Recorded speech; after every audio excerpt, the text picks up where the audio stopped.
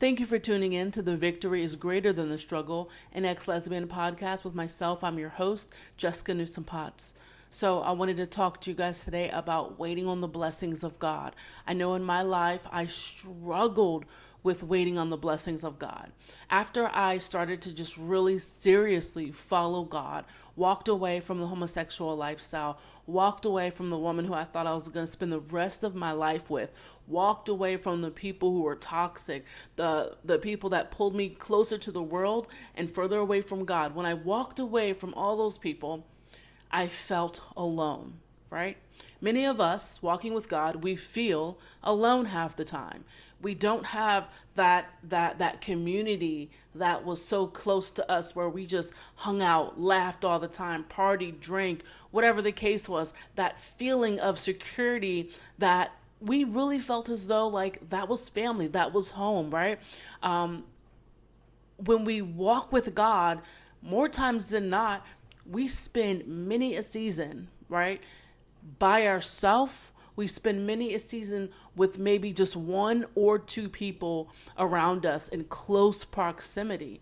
That is not fun, right? And so I've told people before over and over again, hey, those times where God just has you to himself, that's where God just wants to refine you. He wants to change you. He wants to change the way you think. He wants to change the way you believe about things, about Christianity, about the faith. He wants for you to change the way you think about other people, the way you think about your sexuality, all these things, right?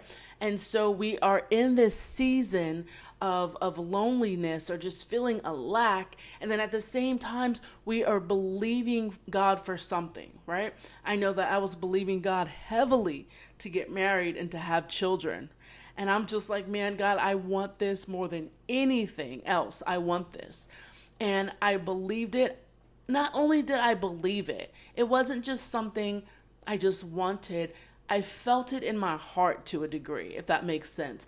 I just couldn't shake that feeling of I really, really desire marriage. I really, really desire to have children. This was not something that I could just let go of. And I tried to let go of it. I tried to, after 5 years, after 8 years, after 10 years, I tried to just talk myself out of hoping for these blessings. I tried to talk myself out of believing that God is for me. I tried to talk myself out of thinking that God is going to give me what I wanted so dearly in my heart. Because how many of you guys know that it is better to just talk yourself out of it and live with that feeling of, I guess, a degree of disappointment to at least know, well, it's not going to happen, so let me readjust my life accordingly so I could try to find peace or happiness or fill that void another way. That is so much easier than hoping in God that he's going to give you what's in your heart, because you are left with expectation. You are left with trusting God in spite of not seeing anything come to fruition, right? And so over the years, I've had people who have prophesied over me, who was like, man, Jessica, I just had this vision and God showed me your husband. God showed me your child. God showed me X, Y, and Z. And I had to cling to those things because it was in those seasons where I was seriously doubting God and just being frustrated and feeling extremely downcast that I had to cling to those moments where people were just like, man, God showed me this. God told me that this is going to happen for you. And he's telling me to encourage you to not be so downcast, to keep hoping, to keep dreaming. These things in our life, it never goes away. You know, as we hope for different things in our life, whether it's hope for restoration in our family, hope for finding a better job, hope for even transformation in your family, because even when you do get married, even when you do have children, things aren't perfect, right? And so we are constantly hoping in God for better. And that's the posture that we have to have in our lives. We have to posture our hearts. We have to posture our minds to continue to hope and to trust and to believe in the word of God, even when things have completely fallen apart. Even when it looks like things aren't going to get better, even when it looks like those dreams are not coming to fruition. There's so many brothers and sisters in the ex-LGBTQ walk who are just like, man, I want to be transformed, right? I want for God to change my mind, how I think. I want for God to change my desires. I want to let go of the sin that so easily entangles me. But I think one of the things that we let go of so quickly, which oftentimes just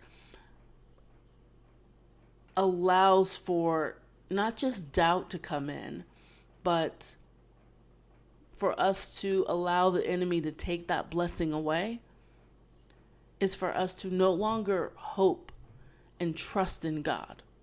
Because when we say, you know what, I'm not going to hope and trust in God anymore, we end up hoping and trusting in ourselves, what we can do for ourselves. We become our own God. And so then we try to make this path for ourselves, thinking that we can do just as good as God, right? Fulfill the desires of our hearts in a different way, in a different form. And it does not go well. It is nothing but a cheap imitation of God's best, an extreme cheap imitation of God's best. I don't know how many times in my life where, I have just fallen short of the glory of God, fallen short of God's best for my life, fallen short of trusting God and instead saying, you know what, I'm going to rely on my own intellect. I'm going to just lean into my emotions, which get me in trouble every time, right? I don't know about you guys, but leaning into my own emotions, it gets me into a hellstorm of trouble. Leaning into our own emotions causes us to react, and it's oftentimes just very negative.